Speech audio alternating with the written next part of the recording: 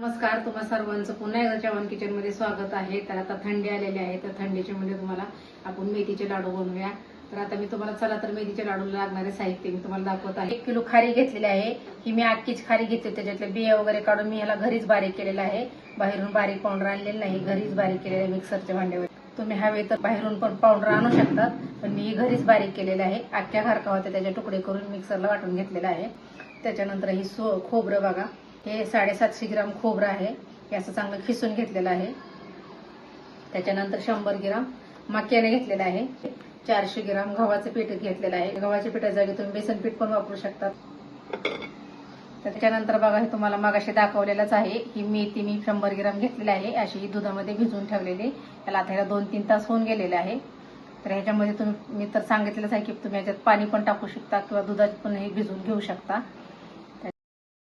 त्याच्यानंतर आपण ही पाव किलो तूप घेतलेलं आहे.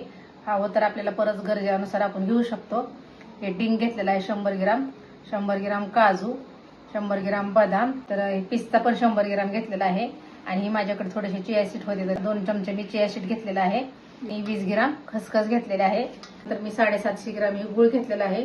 तुम्ही तुमच्या चवीनुसार म्हणजे गोड तुम्हाला जसं पाहिजे तसं तुम्ही घेऊ शकता. तर मी इथं 750 ग्राम गुळाचा वापर करणार आहे. चला तर आता हे साहित्य आपलं सगळं दाखवून झालेलं आहे. तर आता ह्याला आपण भाजून घेऊया. चला तर मग आता सर्वप्रथम अगोदर मेथी भाजून घेऊया आपण. म्हणजे याला बारीक करून आपल्याला 1-2-3 तास किंवा रात्रभर ह्याला भिजत ठेवायचे. तर आता ह्याला ना असं एकदम कमी गॅसवरती थोडंसं लालसर भाजून घ्यायचं. जास्त करपट ना, लालसर थोडीशी आंबळ अशी मेथी भाजून घ्यायची, म्हणजे ह्याचा कडवटपणा जातो. हे बघा, चला तर आता आपली मेथी अशी छान भाजलेली आहे लालसर. हे बघा, तर आता ह्याला आपण चांगली अशी थंड करायची. थंड झाल्याच्या नंतर मग अशी कडक होती, मग मिक्सरला अशी चांगली बारीक वाटल्या जाते मिक्सरला. त्यामुळे थंड झाल्याच्या नंतर वाटून घ्यायची. चला तर आता आपली मेथी थंड झालेली आहे. आता आपण ह्याला मिक्सरच्या भांड्यामधून बारीक करून घेऊया पावडर. तर बघू शकता आता मी हे बघा मेथीची पावडर अशी बारीक करून घेतलेली आहे. तर आता ह्याला आपल्याला दुधामध्ये भिजत ठेवायची. तर तुम्ही ही पाण्यात पण भिजवू शकता. पाण्यात नसलं भिजवायचं तुम्ही ही दुधामध्ये पण 1-2 तास किंवा रात्रभर जरी भिजवले तरी काय हरकत नाही. रात्रभर पण तुम्ही भिजवून ठेवू शकता. चला तर मग आता ह्याला आपण दुधामध्ये भिजू टाकू. तर आता ह्याला आपण दुधामध्ये भिजवून घेऊया. त्यामध्ये दूध घालून घेऊया. जेवढं पाहिजे तेवढंच आपल्याला दूध घालायचं.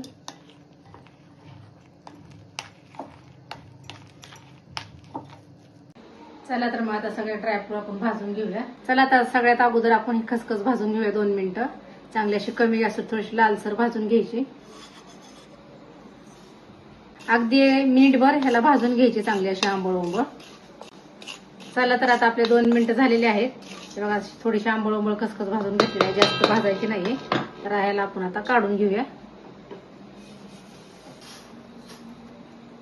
चला तर आता ह्याला आपण ह्याच्यामध्ये 2 चमचे तूप घालूया आणि 2 चमचे तूप घालून मकाने भाजून घेऊया. 1-2 मिनिट याला कडक होईपर्यंत भाजून घेऊया. तर चला तर आता आपले मकाने भाजून झालेले आहेत. तर आता याला आपण काढून घेऊया. आता आपण काजू बदाम भाजून घेऊया. आता थोडेसे आपण बदाम भाजून घेऊया. चला तर आता हे बदाम आपल्याला चांगले खरपूस होईपर्यंत भाजून घेऊया. हे बघा, आता आपले बदाम भाजून झालेले आहेत. तर आता आपण ह्याला काढून घेऊया.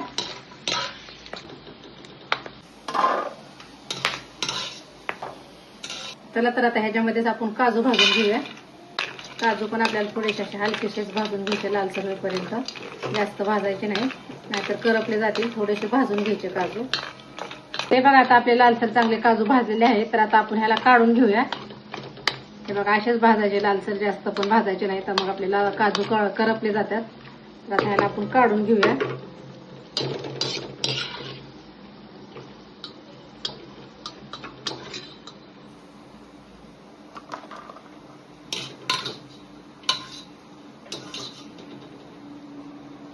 चला तर मग आता आपण थोडासा पिस्ता आणखी तसाच लालसर थोडासा भाजून घेऊया.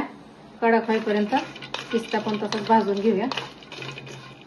चला तर आपले पिस्ता पण असे चांगले लालसर झालेले आहेत. बघू शकता तुम्ही फुगलेले आहेत. तर आता आपण त्याला काढून घेऊया.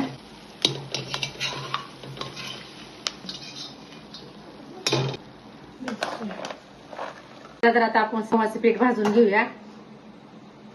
तर गव्हाचं पीठ कमी गॅसवरती चांगलं खरपूस असं भाजून घ्यायचं, जास्त करपायचं नाही, लालसर भाजून घ्यायचं म्हणजे चांगलं भाजलं जातं.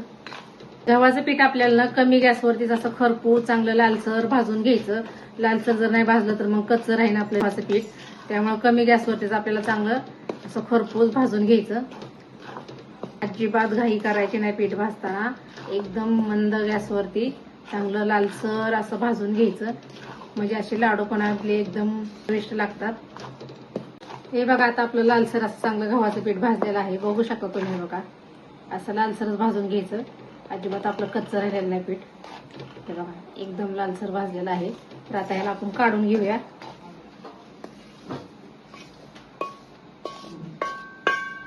चला तर मग आता ही दुधामध्ये मेथी घातलेली भिजत आपण ह्याला आता भाजून घेऊया. अगदी ह्याला असं मोकळी होईपर्यंत भाजून घ्यायची. त्याच्यामध्ये मी थोडंसं 2 चमचे तूप घालणार आहे. याला पण असं चांगलं खरपूस लालसर भाजलेली तर आहेच, पण आता थोडीशा तूप टाकून त्याला भाजून घ्यायची. बघू शकता तुम्ही बघा कसं मोकळं झालेलं आहे. तर आपलं म्हणायचं की आता ही मेथी भाजत आलेली आहे. चांगली अशी लालसर भाजून घ्यायची म्हणजे मग ह्याचा कडवटपणा जातो. तर भाजून घेतल्यामुळे त्याचा ओलावा जे आहे आपण दुधात भिजू टाकल्यावर त्याचा ओलावा जातो. मग आपले लाडू जास्त दिवस टिकतात. त्यामुळे असं चांगलं मोकळं होईपर्यंत भाजून घ्यायचं आपल्याला. चला तर आता आपली बघा मेथी पण चांगली अशी भाजून झालेली आहे. तर आता ह्याला आपण काढून घेऊया. बघू शकता तुम्ही एकदम अशी सुट्टी झालेली आहे. एकदम मोकळी अशीच भाजली की म्हणजे कडवटपणा पण जातो, कडू लाडू होत नाहीत आपले. चला तर आता आपण ह्याला काढून घेऊया. चला तर आता आपण खोबरं पण भाजून घेऊया. लालसर असं थोडंसं कमी गॅसवरती भाजून घ्यायचं. चांगलं लाल होईपर्यंत खोबरं असं खरपूस चांगलं भाजून घ्यायचं कमी गॅसवरती. ते बघा आता आपलं खोबरं पण भाजून झालेलं आहे. तर आता आपण काढून घेऊया. असंच खोबरं भाजायचं, जास्त पण लालसर भाजायचं नाहीये.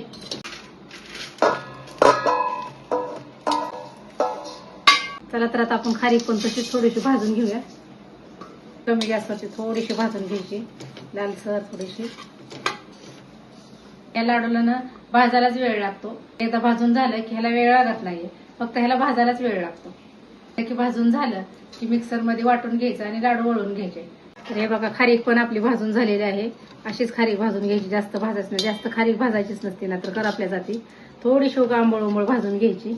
नाही भाजली तरी पण चालतं तुम्ही, असं काही नाही खारीक भाजायची, पण थोडीशी मी भाजून घेतलेली आहे. तर आता ह्याला आपण काढून घेऊया. झाली आपली खारीक पण भाजून.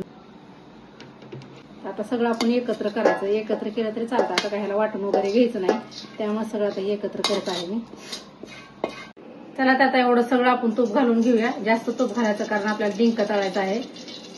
आपण डिंक तळून घेऊया. थोडा टाकायचा. थोडा घेतला म्हणजे जास्त फुलतो. थोडा घ्यायचा म्हणजे हा डिंक हा फुलतो ना, त्यामुळे तळायला सोपा जातो. जास्त टाकायचा नाही. बघा आता आपला डिंक कसा छान असा फुललेला आहे. तर ह्याला आपण काढून घेऊया.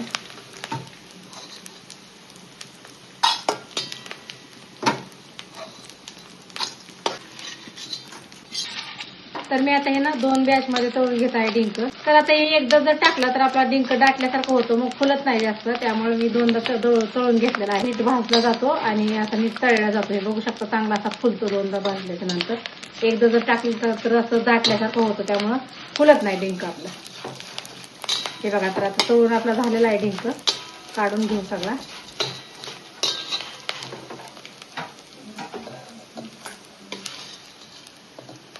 चला तर बघा आता सगळे जिन्नस आपले तळून तयार झालेले आहेत. आता आपलं आपण बारीक करून घेऊया मिक्सरला. त्याची पावडर करून घेऊया आणि नंतर आपण हे गुळ ना वितळून घेऊया. नंतर मग ह्याच्यामध्ये गुळ टाकूया. आता हे काजू बदाम आपण ह्याच्यामध्ये बारीक करून घेऊया. काजू बदामाची पावडर ना आबडधोबड वाटून घ्यायची. तुम्ही तुमच्या आवडीनुसार वाटू शकता. तर बघा काजू बदाम पिस्ता असं मी वाटून घेतलेला आहे जाडसरच. तर आता आपण ह्याच्यात काढून घेऊया. तर याच प्रकारे आपण सर्व जिन्नस वाटून घेऊया. तर आता मक्यानं वाटून घेऊया. मक्यानं बारीक करून घेऊया. बघा आपले मक्याने पण बारीक करून झालेले आहे. तर आता आपण ह्याला काढून घेऊया.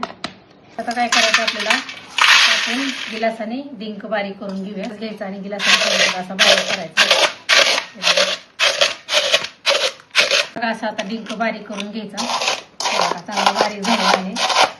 तर चला तर आता आपण हे सर्व जिन्नस एकत्र करून घेऊया. ह्याच्यामध्ये अगोदर मी काजू बदामाचे पावडर करून टाकलेले आहे, मक्याने पण बारीक करून घेतलेला आहे. तर आता ह्याच्यामध्ये आपण खसखस टाकून घेऊ. हे बघा खसखशीची चिया शेट, गव्हाचं पीठ पण ह्याच्यामध्ये घालून घेऊया. डिंक पण आपण ह्याच्यामध्ये घालून घेऊया.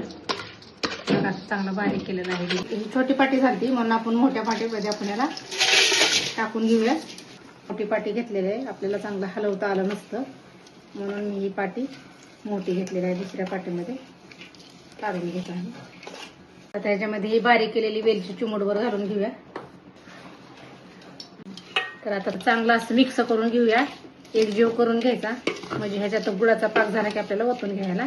चला तर आता आपण मगाशी पण हे पाव किलो तूप घेतलेलं होतं, ते संपलेलं आहे आपलं. तर आता ही 100 ग्राम तूप घेतलेलं आहे. तर आता आपण ही कढईमध्ये टाकून घेऊया आणि ह्याच्यामध्ये गुळाचा पाक करून घेऊया. तर आता हे गुळ आपण त्याच्यामध्ये टाकून घेऊ, ह्याचा पाक करून घेऊया.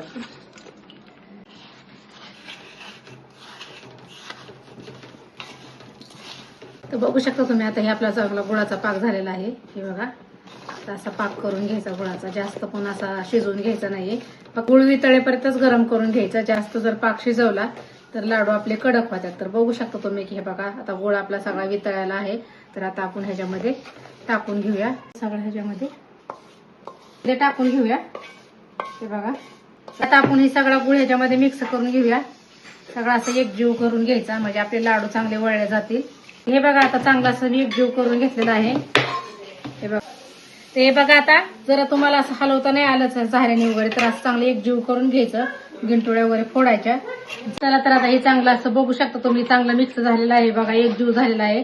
तर असंच आपल्याला हाताने चांगला एकजीव करून घ्यायचा, म्हणजे आपली मेथी वगैरे सगळं असं मिक्स होती, गुळ वगैरे सगळं मिक्स होतं. तर चला तर आता आपण ह्याचे लाडू वळून घेऊया. चला तर आता आपण असे लाडू वळून घेऊया. तर आपण हे सगळे लाडू असेच वळून घेऊया. बघू शकता एकदम ना परफेक्ट झालेलं आहे सगळं गुळाचं वगैरे माप. हे बघा तर अशाच प्रकारे आपण सगळे लाडू वळून घेऊया. तुम्ही हवे तर असे छोटे मोठे करू शकता. तर मी ह्या साईजचे सगळे लाडू वळून घेणार आहे. चला तर मग आता आपले मेथीचे लाडू बनवून तयार आहेत. तुम्हीही एकदा ट्राय करून बघा माझी रेसिपी. माझी जर रेसिपी आवडली तर माझ्या व्हिडिओला लाईक करा, शेअर करा, सबस्क्राईब करायला विसरू नका. पुन्हा भेटूया अशाच नवीन रेसिपी घेऊन. माझी रेसिपी बघितल्याबद्दल धन्यवाद.